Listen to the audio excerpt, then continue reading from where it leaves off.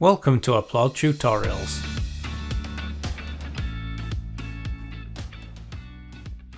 Today we show you how to add access control policies to control what a user can and cannot see and do in the product.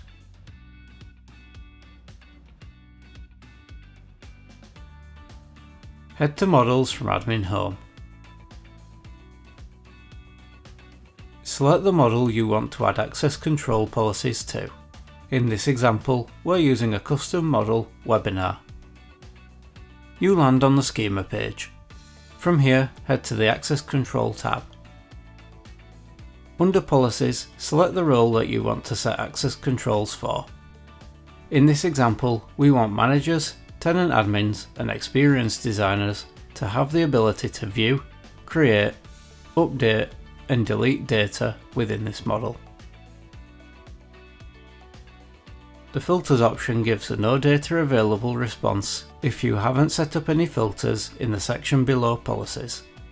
Learn how to set up new filters using our Create a New Filter knowledge base content. In Permissions, select whether you wish to allow or deny access for the role. In this example, we're selecting Allow. Check all the boxes that apply to the role permissions you want to set up. View allows the user to view only content created using this model. Create gives the user with this role the ability to populate the model with data.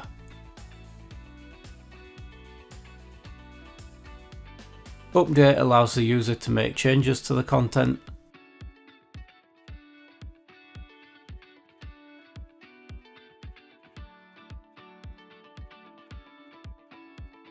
And Delete allows the user to delete content from this model. When you're happy with your policy, select Save. In our example, we need to configure access controls for other roles, so we're selecting the green plus icon.